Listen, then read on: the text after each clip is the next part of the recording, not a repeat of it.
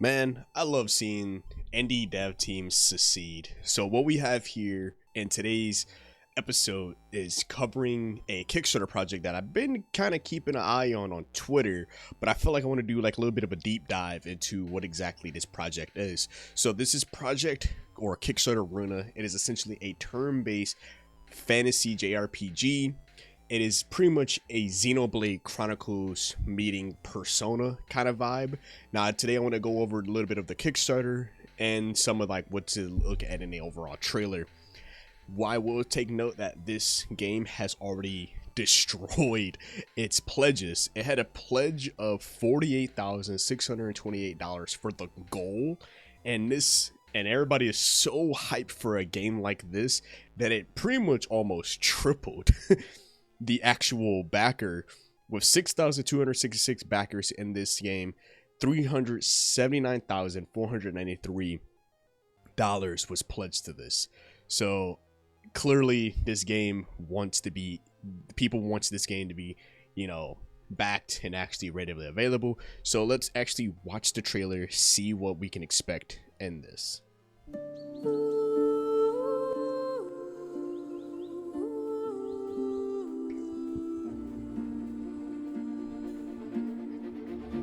The graphics look amazing.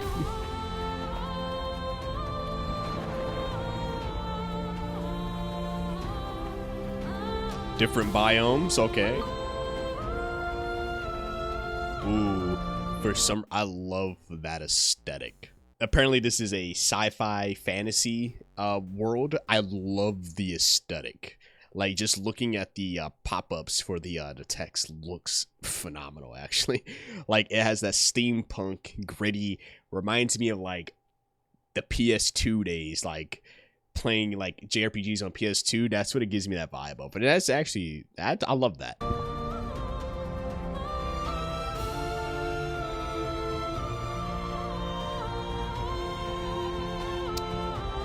So keep in mind, there is one thing to take note, is that this game has social links as well. So if you've seen like right here where you can actually talk to different characters and you can really build up that relationship with them. Definitely Persona like.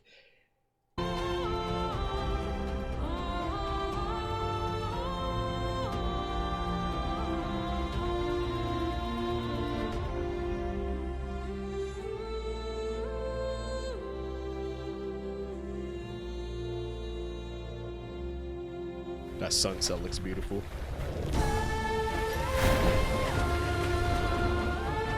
Oh, we got puzzles too. If I remember correctly, there were elemental puzzles.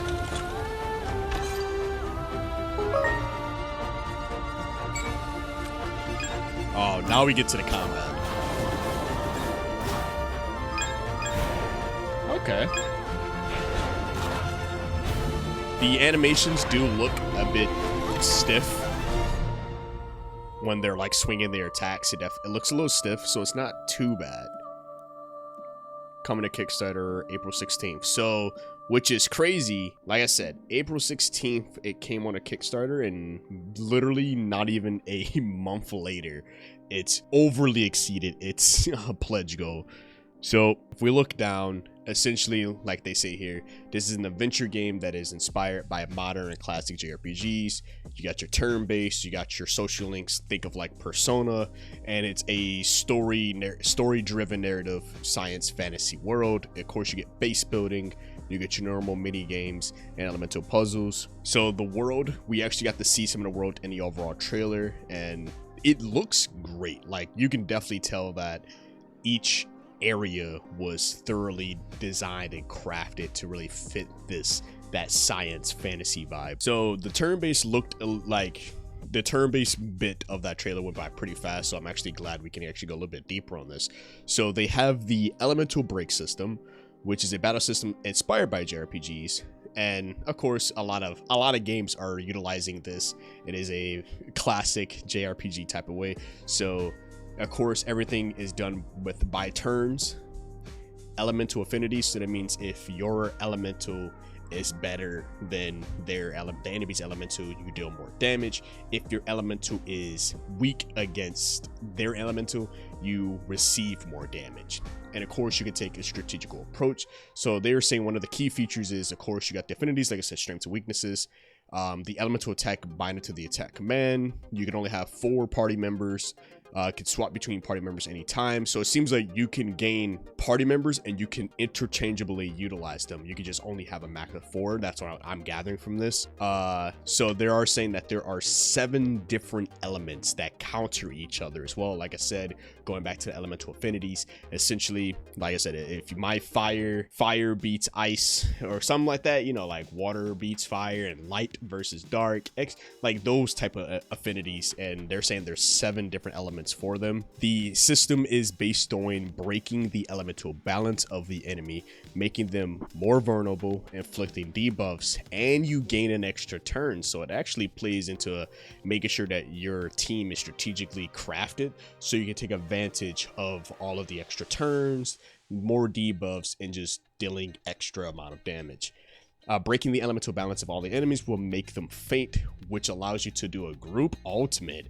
So definitely that Persona, you know, all the other games that do like ultimate based attacks for together. That's actually pretty cool. So now we get to the true reason of why I say this game is like Persona, right? So we have the social links or the romance. So they're saying is you can date different characters individually to strengthen your relationship with them. If you're trying to find that special someone, you have more than 15 romance options, including same gender relationships. So that definitely works out great. I love that. They make it fair game. You can date whoever you want to date. Love it. That's actually pretty good. Consolidating a relationship also provides many character progression enhancements along with unique dialogues and scenes exclusive to each route, therefore adding a bit of replayability when it comes to the romance. Because, you know, if you want to replay the game again and romance a different character, then you can unlock some different scenes that probably can further a story. This is just headcanon, bear with me here. You can be able to, and then of course the character progression. So from what I'm seeing here in the picture, you got rank level 1, which increases the chance of successfully fleeing from battle. Level 3 boosts the rank points obtained after a date and increases the amount of money obtained in battles. So to some people, that might actually be well to actually date this character is Nereanthe. They're like, oh, I actually want to get double the money. I want to get a little bit more rank point options in it. So, you know, I'm trying to speed run the game, so let me be able to flee from battles that are unnecessary battles. Now, of course, we have elemental puzzles and base building. We kind of seen it a little bit through there, like you gotta have to traverse different areas, 7 different elements and 12 elemental skills at your disposal.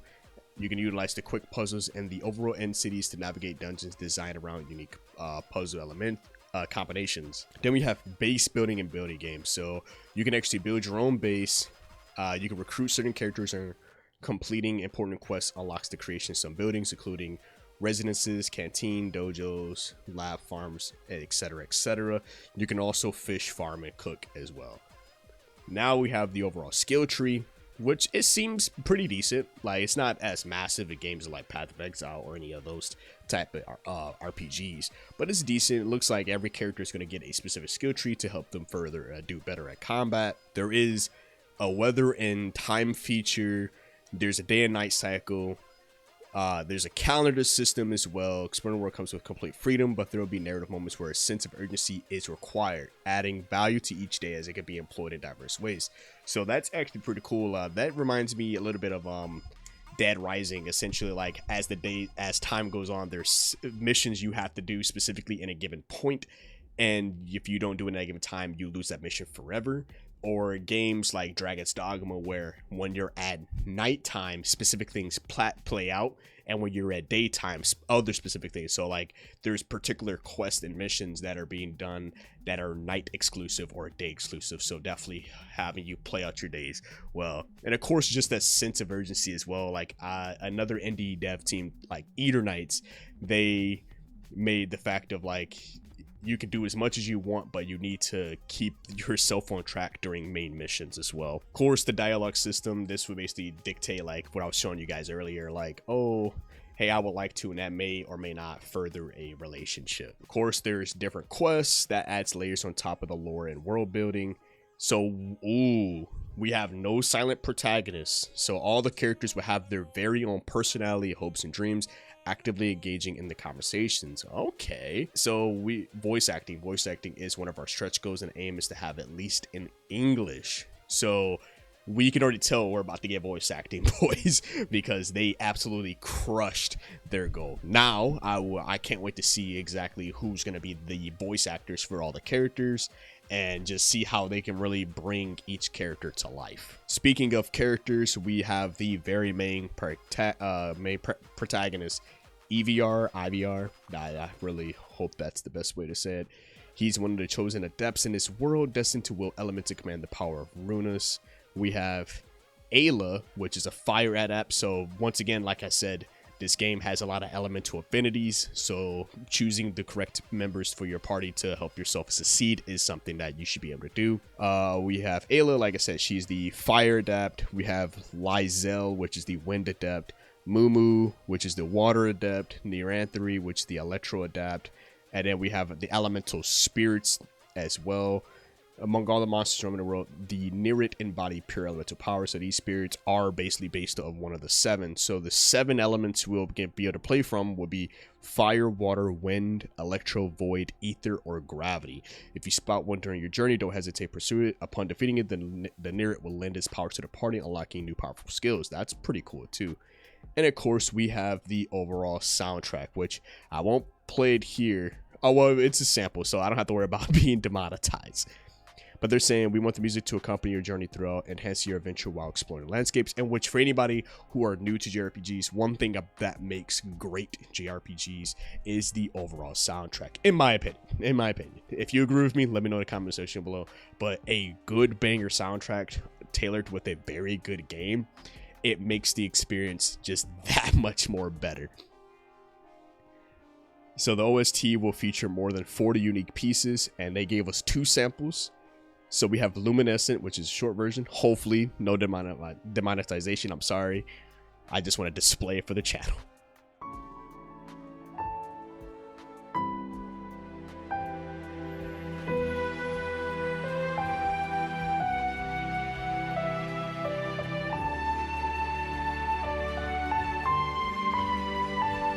Okay. Not bad. It has a very, what's the word I'm thinking of? Like a melody or melodic tone to it. Not bad. But I'm actually really excited to see what boss fight is. Now, I hope it's like some heavy metal, guitar riff, something of that nature.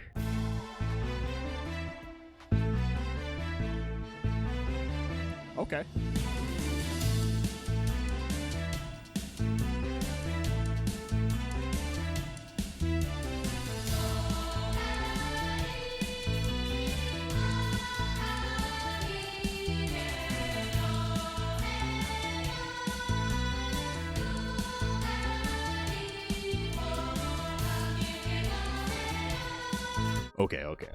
Okay, I like that. That's actually pretty good.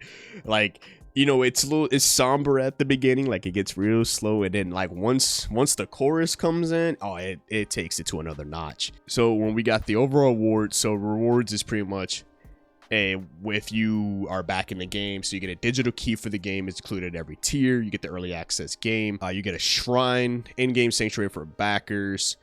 You get a grave, the tribute statues, a coliseum. There's a mount. You can do mount in packs, in a pet pack. That's actually pretty cool. So you can actually work with the team to help, you know, like create your own weapons. You can design an elemental beast, create a recruitable NPCs, design a dateable NPC. Oh, that's pretty cool. So like they let people actually be part of the entire journey, and literally people have crushed every single goal that they wanted. Like the game got crowdfunded at 60,000. We were able to get fishing. There's new key characters, farming and cooking, antique shops, new dateable characters, new overworld map. Emmy Evans, which is a guest vocalist. Holy, I don't know who Emmy Evans is, but if you guys do, let me know. New dungeon map, unique puzzles. You get extra quests with alternative endings, and you get voice acting, which thanks to that. And we unlocked new ultimate skills. Anything higher than 340k, you basically get all additional funding will go back to the project towards making a more polished game. That's the, and it overly exceeded that. That is the crazy part. Like I said, there's new key characters, so the designs look good. And if I'm not mistaken, whoever helped, they are actually helping with overall designs, the mini games, farming mini game, dateable characters. So we got some waifus and stuff. I like that. But no, they overall crushed it. If we continue crushing it, they can add a physical edition, so physical copies, free new game content for backers, possible DLC, more localizations. Now the physical edition, reaching the stretch goal for a physical edition will guarantee a backer limited edition rewards. This will also increase the chance for a standard physical copy for the final release. Oh, I don't even have but I would just love to have the disc. Like, that would be pretty badass. And they're essentially trying to get this game, the goal is to get it released on PlayStation, Nintendo, and Xbox, and of course PC. That there's a chance for release consoles after the PC version, which is like, so they do plan on releasing it for console, but if we can continue crushing the goals, I guess it will just make it a lot faster. And of course, they're looking to support all of these languages: English, Spanish, simplified Chinese, French, German, Japanese, Russian, Korean, and Portuguese. And here's our indie team alone. So we have the team itself. Felix, he's the director, environmental designer, lead artist, game designer, writer, and he does the original soundtrack. If you're reading this, I'm probably awake. We have Kuki, she's the co-game designer and programmer. Then we have our Draftier, which is our 3D modeler, rigging, and 3D animation. So last but not least, they believe why Kickstarter. Runa is well in its developmental phase. The content we have shared on social media, like screenshots, videos, is part of the game. Our goal is to release Runa on PC, various consoles, and successfully porting to each platform takes time and resources. We also aspire to bring Runa to even more languages beyond those initially raised due to our limited resources. It is well known that Kickstarter support is more than just financial support. It provides crucial early feedback for us. We are fully committed to Runa, and all we are hoping for is confirmation that it is a game you're excited to play. Our main focus is to wisely use this funding for covering the areas in which we are currently more limited. This would mean a noticeable increase in equality and, for example, character animations. With this campaign as a proof, we will also be able to approach publishers in better conditions, which allows us to have an extra funding to make the game possible and closer to the vision we share. And of course, there'll be a detailed roadmap. So overall, yeah, they've absolutely crushed the goal. I'm genuinely impressed myself. I could see why people love Runa already. Now, since it's well past the goal, you guys can still back the project, continue furthering the project as well. But I want to know what you guys think about Runa. Is that something you guys would be willing to play whenever it comes out, like early access or full-blown release? I know I definitely need to be playing it. The dev team over for Runa, you guys are doing an absolute phenomenal job. I'm actually about to go on Steam, wishlisting myself to show as much support as I definitely can. Hopefully this video will reach a lot of people who are willing to actually help out the dev team as well, and just kind of like put more eyes into this project. There's something great we got going on here. I can definitely see why people are actually liking it. It is inspired by classic and modern day art JRPGs. The graphics look amazing. That soundtrack, both of those soundtracks look absolutely, like, they sound amazing. Like that boss fight one, I can't wait to see what more, like, you know, higher intense soundtracks that my mans could come up with. But let me know what you guys think about in the comment section below. And if you like today's episode, definitely like the video. Helps out a lot. If you like other JRPG coverage and other RPG coverage as well, indie games as well, definitely subscribe to the channel because we're doing it over here on the Chaotic King Squad. And as always, stay safe out there. And it's been your host, KSD TV, here at Chaotic Inc., signing out. Peace.